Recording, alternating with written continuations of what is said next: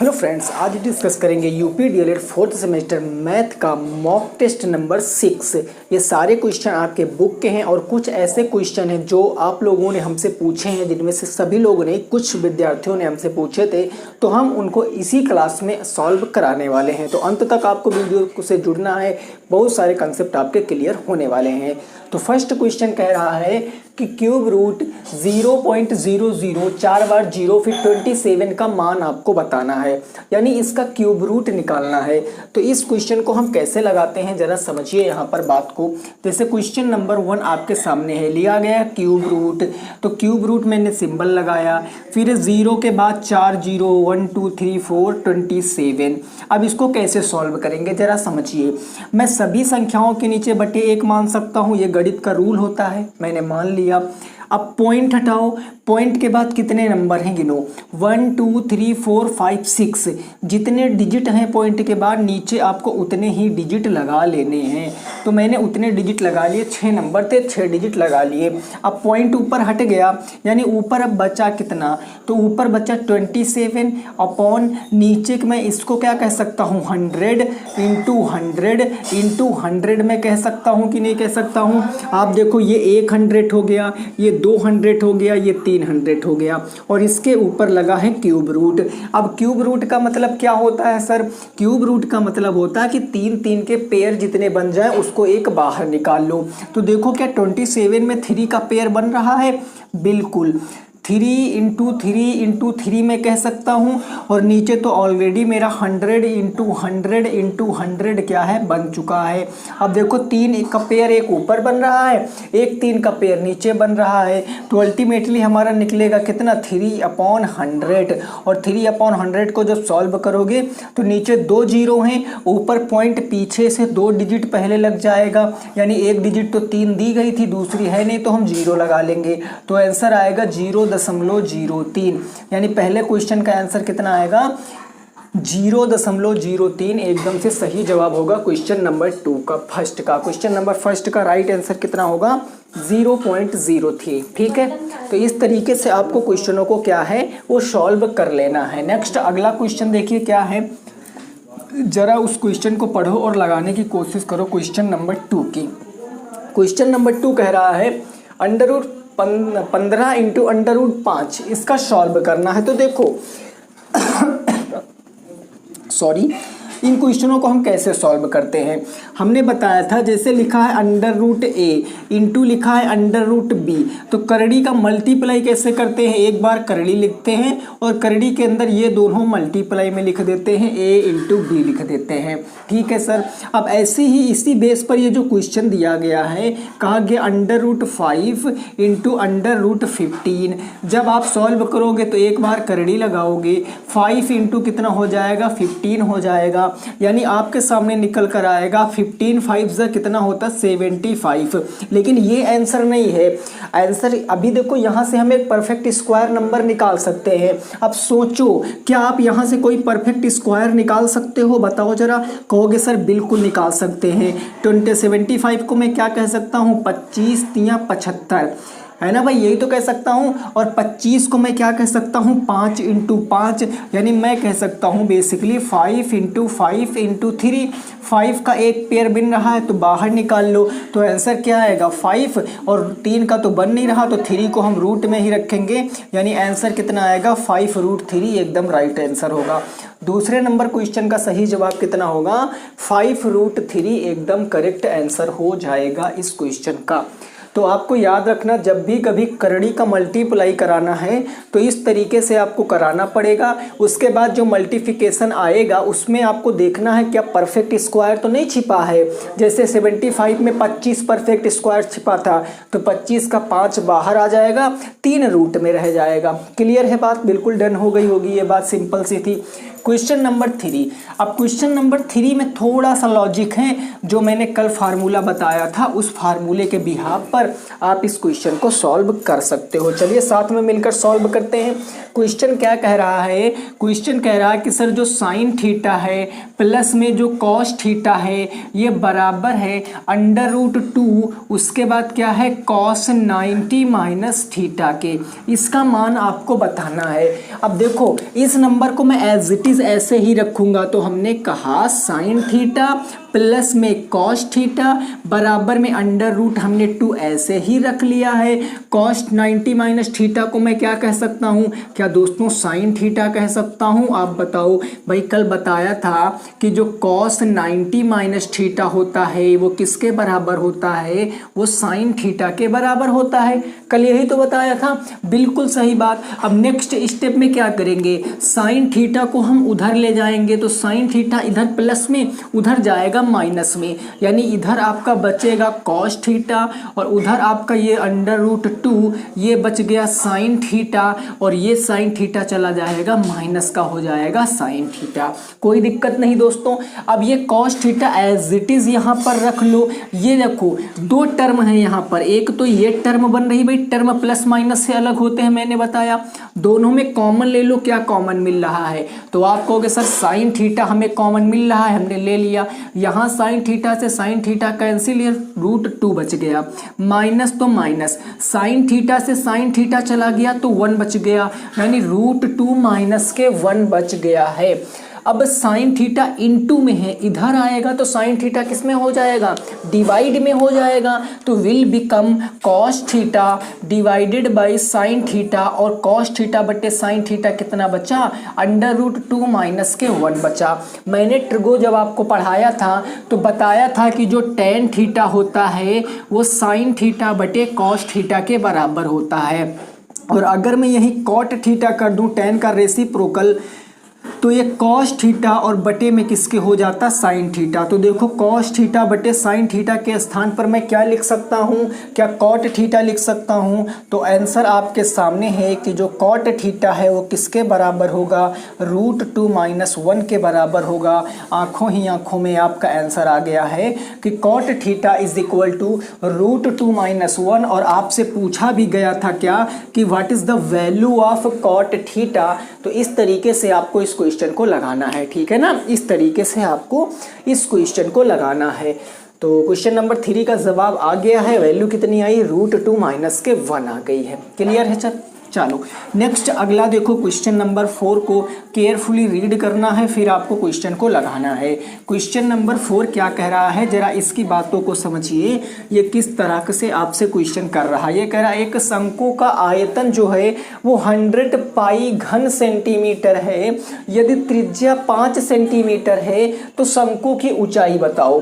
अब देखो formula based question है, कुछ करने की जरूरत नहीं है। मैं क्वेश्चन नंबर 4 जब आपसे बताऊं तो हमें पता है कि जो शंकु का आयतन होता है, मैं आपसे कह दूं कि शंकु का आयतन किसके बराबर होता है, तो आप कहोगे शंकु का आयतन होता है 1/3 पाई आर स्क्वायर एच के बराबर होता है, यही तो बराबर होता है। अब यहाँ पर क्वेश्चन में आपको दिया क्या है, एक तो आयतन आपको दिया है कि 100 पाई है, दूसरी चीज आपको रेडियस यानी त्रिज्या दिया है कितनी है, 5 सेंटीमीटर है। तो यहाँ पर आपको सेट करना है, यानी मैं कह सकता हूँ कि इसलिए जो 1/3 पाई की वैल्यू हमें नहीं पता तो हम पाई रखेंगे, अभी बताएंगे क्यों पाई की वैल्यू नहीं रख रहे हैं। रेडियस कितना है 5, तो 5 का स्क्वायर, हाइट हमें बताना है, और ये वैल्यूम किसके बराबर होगा, 100 पाई के बराबर होगा। अब पाई मैंने इसीलिए दोस्तों नहीं रखा है क्योंकि आप देखो जो वैल्यूम है वो पाई में दिया है, तो जब पाई और पाई दोनों एक साथ आएंगे तो वो कट जाएंगे, इसीलिए पाई की वैल्यू नहीं रखेंगे। अगर पाई की वैल्यू रखोगे दोनों तरफ तो भी सॉल्व हो जाएगा।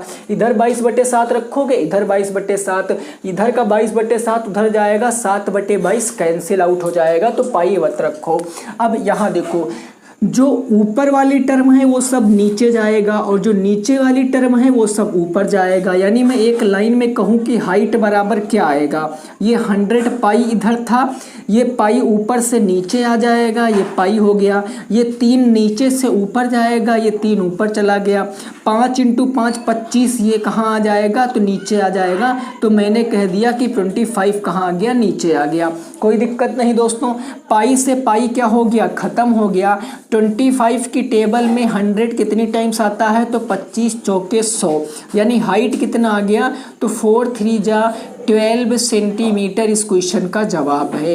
यानी जो हाइट है वो कितनी है, 12 सेंटीमीटर इस क्वेश्चन का जवाब है, नोट कर सकते हो। सिंपल सी बात है। आपको समझने वाली बात यहाँ पर ये थी कि जब भी कभी आपको वॉल्यूम में या टोटल सरफेस एरिया में या कर्व सरफेस एरिया में जब पाई दे दे तो किसका मतलब पाई की वैल्यू नहीं रखनी है, तो इसीलिए हमने यहाँ पर पाई की वैल्यू नहीं रखा और अपना जो आंसर है वो आ गया। ठीक है ना, क्लियर है। चलो नेक्स्ट अगला प्रश्न देखते हैं। प्रश्न संख्या नंबर 5 शंकु पर ही आधारित है और इस क्वेश्चन को लगाइए, बताइए क्या होगा इस क्वेश्चन का सही जवाब। ठीक है ना। हाँ, ये क्वेश्चन कह रहा है कि if the slant height of cone is 13 centimetre and its radius is 5 centimetre then calculate the height of the cylinder cone. यानी कह रहा है एक शंकु का जो तिर्यक ऊंचाई है वो 13 सेंटीमीटर है, जो त्रिज्या है वो 5 सेंटीमीटर है, तो ऊंचाई क्या होगी। सीधे से फार्मूले आपको लगाना है। अगर मैं आपके सामने एक कोन बनाऊं, देखो भैया एक कोन बनाता हूं, जरा समझना बात को हमारी। एक कोन मैं कैसे बनाता हूं, ठीक है ना, इस तरीके से मैंने एक कोन बनाया और कोन के यहाँ से सेंटर होता है, तो इस तरीके से हम क्या करेंगे, इस तरीके से हम ड्रॉ करेंगे। तो ये क्या होता है, स्लंट हाइट, इसी को बोलते हैं तिर्यक ऊंचाई, इंग्लिश में इसको बोलते हैं स्लंट हाइट। ये रेडियस होती है, इसी को क्या बोलते हैं, त्रिज्या बोलते हैं, और ये हाइट होती है, इसी को क्या बोलते हैं हिंदी में, तो ऊंचाई बोलते हैं। स्लंट हाइट को हम एल से रिप्रेजेंट करते हैं, त्रिज्या को स्मॉल आर से करते हैं, हाइट को स्मॉल एच से करते हैं। तो ये जो परपेंडिकुलर ड्रॉ करते हैं, यहाँ 90 डिग्री का एंगल फॉर्म करती है, यहाँ 90 डिग्री का एंगल, और जहाँ भी 90 डिग्री का एंगल बन गया वहाँ पाइथागोरस थ्योरम लगती है। और मैंने डायरेक्ट फार्मूला भी बताया था कि जो लेंथ स्लंट हाइट का स्क्वायर है ये h square plus r square के बराबर होता है। अब क्या दिया है, देखो तिर्यक ऊंचाई दिया 13 सेंटीमीटर, तो तिर्यक ऊंचाई के स्थान पर रख दो 13 सेंटीमीटर, प्लस रेडियस दिया है कितना, 5 सेंटीमीटर, तो रेडियस के स्थान पर हम कितना रख देंगे सर, 5 सेंटीमीटर, प्लस हाइट हमें निकालना है। ठीक है, 13 का स्क्वायर 169 होता है, 5 का स्क्वायर 25, और ये एच स्क्वायर आ गया। अब मेरे को एच स्क्वायर चाहिए, एच की वैल्यू, तो 25 प्लस से इधर आएगा माइनस में, यानी मैं कह सकता हूँ 169 माइनस के 25 बराबर में एच स्क्वायर बचेगा। 169 से 25 जाएगा तो 9 में से 5 गया 4, यानी 144 बचेगा। ये किसके बराबर, एच स्क्वायर के बराबर। अब स्क्वायर इधर आएगा तो रूट में लगे भाई, रूट हो गया अंडर रूट 144, और अंडर रूट 144 किसका होता है, सभी को पता है कि 12 का स्क्वायर रूट होता है। तो 12 इंटू 12 एक पेयर बन गया, बाहर निकालेंगे तो जो इसकी हाइट है वो कितनी आ जाएगी, 12 सेंटीमीटर आ जाएगी। 12 सेंटीमीटर क्वेश्चन का जवाब होगा। 12 सेंटीमीटर क्या होगा इस क्वेश्चन का बिल्कुल सही जवाब होगा, आप नोट कर सकते हो। ठीक है, 12 centimetre is the right answer in this question. Okay, next अगला प्रश्न देखो। अगला प्रश्न कह रहा है किसी लंबाई का 8वां भाग और 12वां भाग का जो मिलाकर सम है वो 80 सेंटीमीटर है। आपसे कहा वह लंबाई बताओ। कोई लेंथ रही होगी, डजेंट मैटर, हमें नहीं पता है कि कितनी भी लेंथ की जो है वो रही होगी, लेकिन कह रहा है कि अगर मैं इसका 8वां भाग और इसका 12वें भाग को निकाल कर उन दोनों को जोड़ दूं तो उसका सम जो है वो 80 के बराबर आएगा। यही क्वेश्चन कह रहा है कि लंबाई आपको बताना है। देखो दोस्तों कैसे इस क्वेश्चन को लगाएंगे, जरा समझने की कोशिश करना। तो इस क्वेश्चन को लगाने के लिए हम कहेंगे कि लेट, यानी माना कि जो लंबाई है उसको मैं कितना मान लेता हूँ, x मान लेता हूँ। ठीक है ना।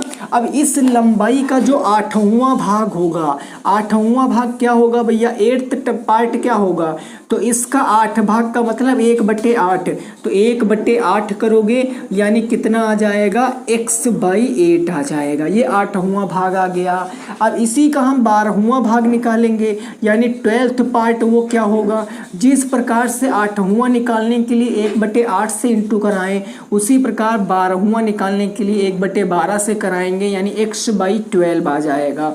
अब कह रहा इन दोनों का सम, तो आओ इस क्वेश्चन को लगाते हैं, यानी x/8 और प्लस में x/12, कोई दिक्कत नहीं।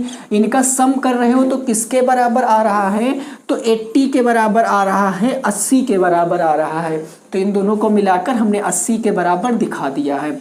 अब देखो यहाँ डिनोमिनेटर 8 है, यहाँ डिनोमिनेटर 12 है, तो ये ऐसे तो सॉल्व होगा नहीं। तो 8 और 12 का एलसीएम क्या आता है, वह नंबर बताओ जो 12 से भी डिवाइड हो और जो 8 से भी डिवाइड हो। तो 12 और 8 का एलसीएम कितना आएगा भाई, 24 आएगा।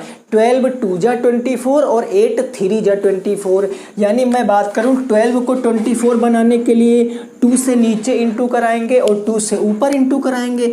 तो मैं 2 से नीचे कराता हूं, 2 से ऊपर।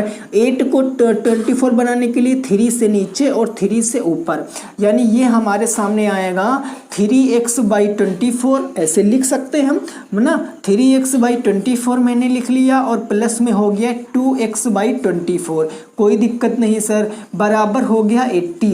अब दोनों डिनोमिनेटर सेम है, एक ले लेते हैं तो ऊपर जुड़ जाएगा 3x + 2x अपॉन में 24 इक्वल टू 80। अब ध्यान से देखना, नीचे वाली चीज जाएगी इंटू में, 24 जाएगा उधर इंटू में, यानी मैं कह सकता हूं कि ओवरऑल 3 और x और 2x मिलकर कितना हो गया, 5x हो गया। 3x + 2x 5x, 24 जाएगा तो उधर इंटू में, तो 80 इंटू कितना हो गया, 24 हो गया। 5 इंटू में इधर जाएगा डिवाइड में, यानी x = 80 इंटू 24 और अपॉन में कितना आ गया, 5 आ गया। अब 5 से काटो तो 5 से काटोगे 16 बार में, 5 × 5 = 30, 16 इंटू 24 कर लो तो x की वैल्यू 16 चौके कितना होता है, 64 के 4 कैरी 6 आ गया, 16 दूना 32 और 6 कितना आ गया, 38, यानी जो उसकी लंबाई है वो कितनी आ गई, 384 मीटर आ गई है। जो पूरी लेंथ थी कितनी है, 384 मीटर है। क्वेश्चन का राइट आंसर हो जाएगा, कितनी है, 384 है। यही क्वेश्चन का क्या होगा, सही जवाब हो जाएगा। आप नोट कर सकते हो। क्लियर है भाई, सिंपल सा क्वेश्चन था जो तुरंत आपका सॉल्व हो चुका है। आइए अगले क्वेश्चन पे पहुंचते हैं और उस क्वेश्चन को लगाने की कोशिश करते हैं। क्वेश्चन नंबर हमारा होगा 6 हो गया है, 7 नंबर क्वेश्चन देखते हैं, ठीक है ना। 7 नंबर क्वेश्चन क्या कह रहा है उसको ज़रा समझने की कोशिश करिए। क्वेश्चन नंबर 7 देखो, इस तरफ लिख रहा हूँ, है ना। क्वेश्चन नंबर 7 कह रहा है कि यदि cos थीटा बराबर, आपको दिया गया है cos थीटा बराबर m/n, तो आपसे पूछा, ये n है, h मत समझ लेना, तो आपसे पूछा है कि cot थीटा किसके बराबर होगा। cot थीटा की वैल्यू बताना है, मान बताना है, cot थीटा का क्या होगा। अब इस क्वेश्चन के लिए आपको पता होना चाहिए कि जब भी कभी हमें इन रेशियो का मान बताना होता है तो इसके लिए हमें क्या करना पड़ता है, हमें पाइथागोरस थ्योरम आनी चाहिए। पाइथागोरस थ्योरम क्या कहती है कि हाइपोटेनस का square always equal will be perpendicular का स्क्वायर प्लस बेस का स्क्वायर, यानी जो बड़ी वाली साइड होती है उसका सम, उसका स्क्वायर करेंगे और जो दो अदर ट्रायंगल की साइडें बची उनका स्क्वायर हमेशा बराबर होता है, तभी राइट एंगल ट्रायंगल बनता है। जैसे किसी भी चीज़ को बनाने का मेथड होता, वैसे ट्रायंगल को बनाने का, राइट एंगल ट्रायंगल को बनाने का मेथड यही होता। हाइपोटेनस फॉलो कर रही है तो राइट एंगल ट्रायंगल बनेगा, अदरवाइज राइट एंगल ट्रायंगल वहाँ पर नहीं बन सकता है। तो जरा बताइए भैया cos थीटा किसके बराबर होता है, बेस अपॉन, यानी मैं कहूँ लाल बटे कक्का से तो आधार बटे कर्ण के बराबर होगा, और ये m/n है, आधार m है, कर्ण n है। तो मैं यहाँ से क्या निकाल सकता हूँ, मैं यहाँ से क्या लंब निकाल सकता हूँ, बिल्कुल निकाल सकता हूँ। कहोगे कर्ण का स्क्वायर बराबर लंब का स्क्वायर प्लस आधार का स्क्वायर, यहाँ वैल्यू रख दो। कर्ण कितना दिया है, तो ये n दिया है, ये n का स्क्वायर हो जाएगा, है ना, यही n ही का तो स्क्वायर होगा, बराबर लंब हमें निकालना है प्लस आधार कितना दिया है, m का स्क्वायर। अब m n की वैल्यू नहीं पता तो m को इधर भेज दो, n स्क्वायर माइनस आ गया m स्क्वायर बराबर उधर बचा l स्क्वायर। स्क्वायर आएगा तो रूट में, यानी मैं कह सकता हूँ एल की वैल्यू कितनी आएगी, तो आप कहोगे यार ये तो सीधे दिख रहा है एन स्क्वायर माइनस में एम स्क्वायर, और यही बराबर किसके आ गए हैं, लंब के बराबर आ गया। यानी जो परपेंडिकुलर है वो under root n square minus m square आ गई है। आपसे पूछा था कॉट थीटा की वैल्यू, ये कॉट है ना, कॉस नहीं है कॉट है। आपसे पूछा था कॉट थीटा की वैल्यू, तो कॉट थीटा क्या होता है, लाल बटे कक्का से जब आप देखोगे इस तरीके से आप यहाँ पर लिखोगे, आप लिखोगे लाल बटे कक्का, तो लाल बटे कक्का से आधार बटे लंब ही तो होती है, आधार बटे लंब यही तो होता है। आधार कितना है आप देखो, तो आधार कितना आया है आप खुद ही देखकर बताओ कि आधार जो है वो m था, ये आ गया हमारा m बटे हमारा लंब कितना आया है, ये आया है under root of n square minus में m स्क्वायर, ये क्वेश्चन का जवाब होगा।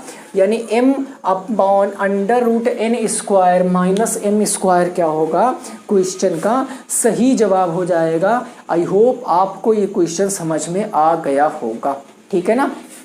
क्वेश्चन नंबर 7 आपकी समझ में आ गया, कोई दिक्कत नहीं, बिल्कुल क्लियर है दोस्तों, एकदम डन है बात। चलिए फिर आगे पहुंचते हैं नेक्स्ट क्वेश्चन पे और उसको लगाने की कोशिश करते हैं। Question number next question number 8 देखते हैं क्या कह रहा है। ये कह रहा है 1/1 plus cot square theta plus 4/1 plus tan square theta plus 3 sine square theta का मान ज्ञात करना है। देखो ये क्वेश्चन आपके सारे बुक के हैं, तो ये मत समझ रहा कि कोई टफ है कोई इजी है, आप हकीकत यही है, बाकी आप कुछ भी समझ लीजिए, सारे बुक के प्रश्न हैं। आप इसको सॉल्व कैसे करोगे, पहले उससे पहले एक बात मेरी समझना। जैसे मैं आपके सामने लिख देता हूँ 2x, तो 2x को मैं क्या ऐसे लिख सकता हूँ 2 इंटू एक्स, कहोगे जी बिल्कुल लिख सकते हैं। मैंने लिखा x/2, तो x/2 को क्या मैं ऐसे ऐसे लिख सकता हूँ x इंटू 1/2। जब सॉल्व करोगे तो x 1 जा x और नीचे 2 1 जा 2, तो यही निकल कर आएगा। तो यानी इस तरीके से अगर कोई चीज़ लिखी है तो मैं उसको ऐसे एक्सपेंड कर सकता हूँ। बस यही लॉजिक आपको यहाँ पर समझना है, बाकी कोई चीज़ इसमें ऐसी नहीं है जो आपको नहीं पता है। देखो भैया कैसे लगाएंगे। क्वेश्चन नंबर 8 को मैंने लिखा आपके सामने, तो ये लिखा है 1/1 प्लस कॉट स्क्वायर थीटा, ऐसे लिख दिया। फिर प्लस लिखा है, वो लिखा 4/1 plus tan square theta, 1 plus में टेन स्क्वायर थीटा, ये हो गया 1 प्लस टेन स्क्वायर थीटा। फिर प्लस लिखा है 3 साइन स्क्वायर थीटा, इसका हमें मान बताना है। अब जरा ध्यान से समझना, ये 1 प्लस ये टेन स्क्वायर थीटा लिखा है, तो इसको तो हम एज इट इज़ लिखेंगे क्योंकि ऊपर कोई नंबर नहीं है, तो हमने लिखा 1 प्लस में cot square theta as it is लिखा, प्लस इसको मैं लिख सकता हूँ 4 into 1/1 plus tan square theta, भाई बिल्कुल अभी बताया, और प्लस हो गया 3 साइन स्क्वायर थीटा। बोलो क्या इस बात में किसी को कोई दिक्कत है, केवल मैंने थोड़ा सा एक्सपेंड किया है, नहीं। अब यहाँ जरा बात को समझो, मैंने आपको कल क्या 3 सरसमकाएँ बताई थी कि sign square theta plus cos square theta बराबर 1 होता है, और दूसरी चीज़ मैंने क्या बताया था 1 प्लस के कॉट स्क्वायर थीटा बराबर में कॉसेक स्क्वायर थीटा के होता है। तीसरी चीज़ मैंने आपको क्या बताया था कि टेन स्क्वायर थीटा प्लस में 1 बराबर के किसके होता है भैया, सेक स्क्वायर थीटा के बराबर होता। मैंने कहा था ये 3 आपको याद रखनी है। अब यहाँ वैल्यू रखो 1, नीचे देखो 1 plus cot square, 1 plus cot square क्या लिख सकते हो कॉसेक स्क्वायर थीटा, तो मैं लिखूंगा 1/, कॉसेक स्क्वायर थीटा, ऐसे मैंने लिख दिया, ठीक है सर। प्लस में 4 into 1/1 plus tan square theta plus 1 कहो या 1 प्लस टेन स्क्वायर थीटा करो, दोनों प्लस हैं तो बात वही होगी। यानी कितना लिख सकते हैं, सेक स्क्वायर थीटा लिख सकते हैं, कहोगे जी बिल्कुल। प्लस में क्या हो गया, प्लस में 3 साइन स्क्वायर थीटा मैंने ऐसे लिख दिया। अब देखो 1/cos से किसका रेसिप्रोकल होता है, साइन का व्युत्क्रम क्या होता है, वो होता है साइन का 1/cos, यानी इसके स्थान पर मैं लिख सकता हूँ साइन स्क्वायर थीटा प्लस में 4 इंटू 1/sec किसका होता है भाई, 1/sec कॉस का होता है, तो ये कॉस स्क्वायर थीटा प्लस में आ गया 3 साइन स्क्वायर थीटा। अब देखो आंखों ही आंखों में क्वेश्चन सॉल्व होगा। ये साइन स्क्वायर थीटा, ये 3 साइन स्क्वायर थीटा ऐड हो जाएगा तो ये बन जाएगा 4 साइन स्क्वायर थीटा प्लस में ये 4 इंटू कॉस स्क्वायर थीटा, ये बनेगा 4 कॉस स्क्वायर थीटा। दोनों टर्म में, एक टर्म ये है एक टर्म ये है, दोनों में कॉमन 4 मिल रहा है और ये बन जाएगा आपका साइन स्क्वायर थीटा प्लस 4 से 4 कैंसिल, ये बन जाएगा कॉस स्क्वायर थीटा। अब आप देखो प्यारी सी आंखों से कि sign square theta plus cos square theta क्या होता है, 1 होता है, तो 4 इंटू 1 यानी 4 1 जा 4, यानी इस क्वेश्चन का आंसर क्या आएगा, 4 आएगा। क्वेश्चन नंबर 8 का राइट आंसर क्या होगा, 4 होगा। इंपॉर्टेंट क्वेश्चन है दोस्तों, आप इसको स्टार मार्क कर लीजिए। क्वेश्चन नंबर 8 का राइट आंसर क्या आएगा, 4 हो जाएगा, बिल्कुल सही जवाब। आई होप आपको समझ में आ गया होगा। अगला क्वेश्चन रीड कीजिए और उस क्वेश्चन को लगाइए। क्वेश्चन नंबर 9 क्या कह रहा है उसको जरा समझने की कोशिश कीजिए। प्रश्न संख्या 9 को, ये आपका जो 9 नंबर प्रश्न है 2018 में पूछा गया प्रश्न है। आप इसको गूगल कर सकते हो या आपके पास बुक है तो 2018 के सेट में देख सकते हो। ये 2018 में पूछा गया है। क्वेश्चन नंबर 9 ये कह रहा है 9/49a square minus 4b square equal to 0 के फैक्टर करने हैं, गुणनखंड करने हैं। तो देखो भैया मैं ऐसे कहूँगा कि यार इस क्वेश्चन को हम इस तरीके से भी तो देख सकते हैं कि 9a स्क्वायर अपॉन में 49 कहोगे जी, बिल्कुल देख सकते हैं। माइनस में हो जाएगा 4b स्क्वायर बराबर किसके है, 0 के। तो आप इधर कहोगे कि सर ये जो 9 है इसको मैं कह सकता हूँ 3 इंटू 3 और a को मैं कह सकता हूँ a इंटू a और अपॉन में क्या हो जाएगा 49 को मैं कह सकता हूँ 7 इंटू 7 माइनस 4 को मैं कह सकता हूँ 2 इंटू 2 और इंटू b को कह सकता हूँ b इंटू b, यही तो कह सकता हूँ बराबर 0। अब 3 की पावर और a की पावर दोनों की पावर 2 हैं तो हम सीधे 3a का स्क्वायर लिख सकते हैं और नीचे आपका 7 है तो लगे हाथ 7 भी आप लिख लो। 3a अपॉन 7 का होल स्क्वायर ऐसे लिख सकते हो, 3a अपॉन 7 का होल स्क्वायर माइनस ये बन गया 2 और b का होल स्क्वायर बराबर 0। तो ये कौन सा फार्मूला बन रहा है, a square minus b square. और a square minus b square क्या होता है, एक बार प्लस में लिख दो एक बार माइनस में लिख दो। तो इन दोनों चीज़ों को मैं कहूँगा कि 3a/7 प्लस में 2b, हमने एक बार प्लस में लिख दिया और अगला मैं लिखूँगा 3a/7 माइनस 2b बराबर 0, मैंने एक बार इसको माइनस में लिख दिया। अब दोनों के बराबर 0 रख दो, यानी यहाँ रखोगे 3a/7 प्लस के 2b बराबर 0। तो यहाँ से आप फैक्टर निकाल सकते हो। कैसे निकालोगे फैक्टर, आप देख सकते हो भाई, a की वैल्यू 2 की b की वैल्यू कुछ भी निकालो तो b उधर जाएगा माइनस में, यानी ये आ जाएगा 3a अपॉन में 7 बराबर माइनस के 2b। 3/7 जाएगा तो 7/3 बन जाएगा, यानी a आएगा माइनस के 2b इंटू 7 अपॉन में 3। ये होगा पहला गुणनखंड, इसका पहला। यही दूसरा निकालोगे तो माइनस में जाएगा प्लस में हो जाएगा 3a/7 बराबर 2b। 3/7 जाएगा तो 7/3 बन जाएगा, यानी 2b इंटू 7/3। ये क्वेश्चन में सही जवाब हो जाएगा, ये क्वेश्चन का सही जवाब हो जाएगा।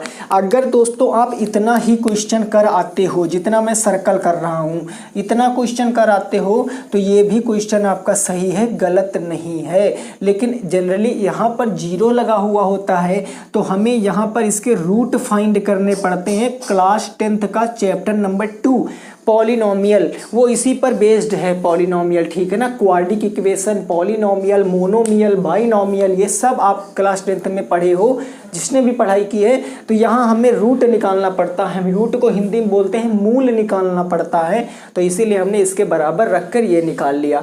या फिर आप इतने पे ही रुक जाओगे तो ये भी आंसर आपका बिल्कुल करेक्ट माना जाएगा, ठीक है, क्लियर।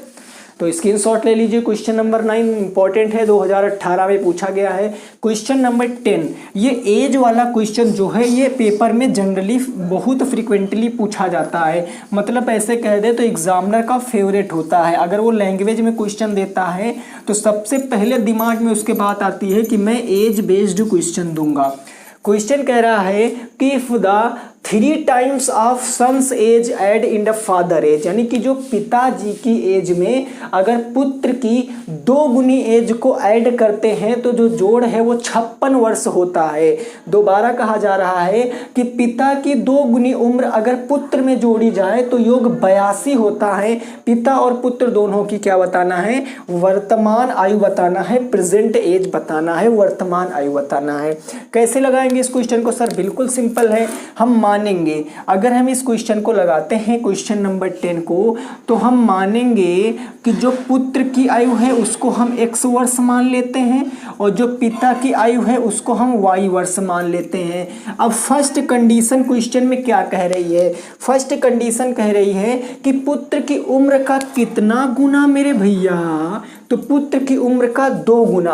पुत्र की उम्र क्या है? x, तो पुत्र की उम्र का 2 गुना किसमें जोड़े? फादर की एज में। तो एज कितनी हो जाती है? दोनों की सब मिला के कितनी हो जाती है? तो 56 वर्ष हो जाती है, 56 वर्ष हो जाती है।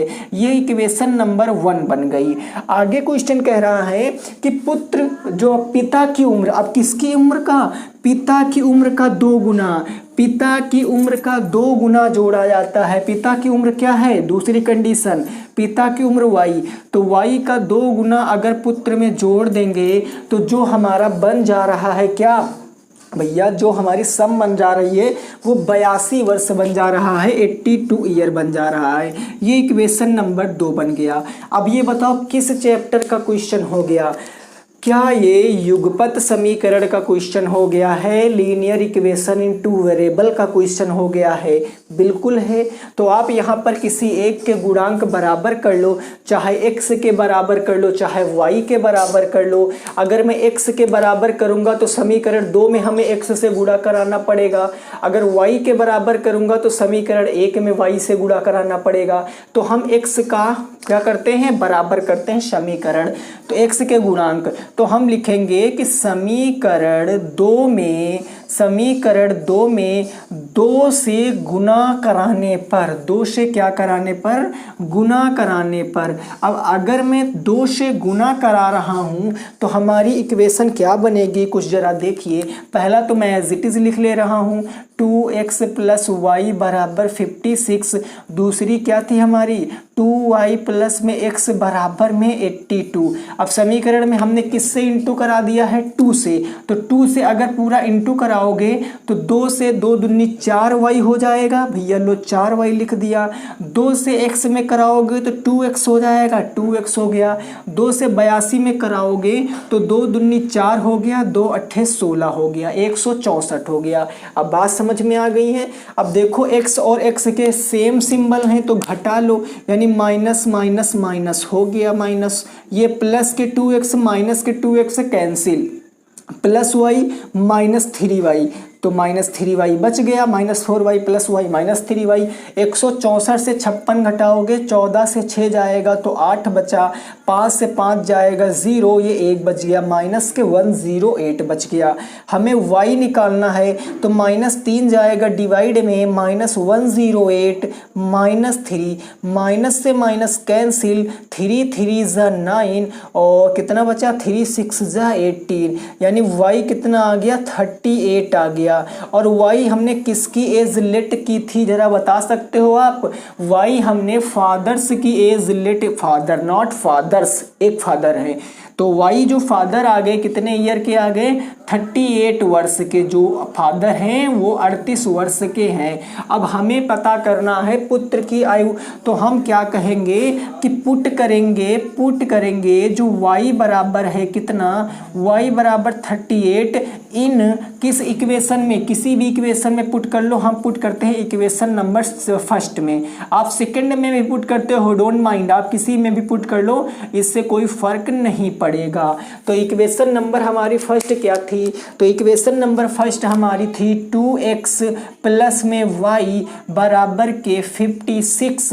अब यहाँ क्या करेंगे, y बराबर 38 रखेंगे तो 2x प्लस में 38 बराबर 56, 38 जाएगा माइनस में, 2x बराबर 56 माइनस 38, तो 2x बराबर क्या आएगा, 16 में से 8 जाएगा 8, 4 में से 3 जाएगा 1, यानी x बराबर कितना आएगा 18, 2 आएगा डिवाइड में, विल बिकम 9 वर्स, यानी x की वैल्यू क्या आ जाएगा 9 आ जाएगा। और x हमने लेट क्या किया था, फादर की, तो फादर साहब कितना आ गए 9 वर्ष आ गए हैं, फादर साहब 9 वर्ष आ गए हैं। अब अगर अपना क्वेश्चन चेक करना चाहते हो तो चेक कर सकते हो। क्वेश्चन कहा पुत्र की उम्र का 2 गुना, पुत्र की उम्र है 9, 9 का 2 गुना 18, अगर फादर की एज में जोड़ो 38 में जोड़ो तो योग कितना आना चाहिए, तो योग आना चाहिए मेरे भाई 56 वर्ष। तो 38 प्लस 18, 38 8 46 10 56 आ रहा है, बिल्कुल करेक्ट। दूसरी कंडीशन से भी चेक कर सकते हो कि अगर फादर की एज का 2 टाइम्स, फादर हैं 38, 38 का 2 गुना 76, अगर आप जोड़ोगे किसमें, जोड़ोगे आप किसमें, अरे बताओ, तो जोड़ोगे आप पुत्र में, तो पुत्र में देखो 38 हो गया, 38 दूना 76, 76 में इनकी एज जोड़ोगे तो सम कितना आ जाएगा 82 आ जाएगा। तो इस तरीके से इस क्वेश्चन का जवाब क्या आ जाएगा, राइट। 38 वर्ष और 9 वर्ष इस क्वेश्चन का सही जवाब है, आप नोट कर सकते हो क्वेश्चन नंबर 10, ठीक है। अब क्वेश्चन नंबर 11, ये भी आपके पेपर में 2018 में पूछा गया है, 2018 में। इस क्वेश्चन का मैं हिंट दे दूंगा, इसका जवाब आप कमेंट करके बताओगे, क्योंकि ऐसे तो आप लोग कमेंट करोगे नहीं, बढ़िया मस्त आदमी हो आप लोग, वीडियो देख लेते हो निकल लेते हो ना, लाइक कर दिया करो मेरे भाई, है ना। इसका जवाब आपको कमेंट में बताना है। क्वेश्चन कह रहा है कि जो दिया गया चित्र है इसमें 28 सेंटीमीटर ये भुजा है, यानी ये वर्ग है और वर्ग की भुजा 28 सेंटीमीटर है। कहा गया इसके अंतर्गत बने वृत्त का क्षेत्रफल बताओ, सर्कल का क्षेत्रफल। अब देखो सर्कल का क्षेत्रफल बताने के लिए रेडियस पता होनी चाहिए, तो इसके लिए हम क्या करेंगे, हमें रेडियस कैसे पता होनी चाहिए, तो रेडियस पता करने के लिए हम क्या करेंगे, हम रेडियस पता करने के लिए इसकी जो साइड है, इस साइड को इस डायगोनल के बराबर हो जाएगी, इसका डायगोनल, इसका जो डायगोनल, इसका विकर्ण है, इसके किसके बराबर होगा, डायमीटर के बराबर होगा, यानी विकर्ण डायमीटर बराबर करके आप इस क्वेश्चन को सॉल्व कर सकते हो, ठीक है ना। तो दोस्तों मिलेंगे आपसे नेक्स्ट क्लास में, क्लास कैसी लगी जरूर बताना, तब तक सभी साथी रखेंगे अपना ख्याल। जय हिंद, जय भारत और वंदे मातरम।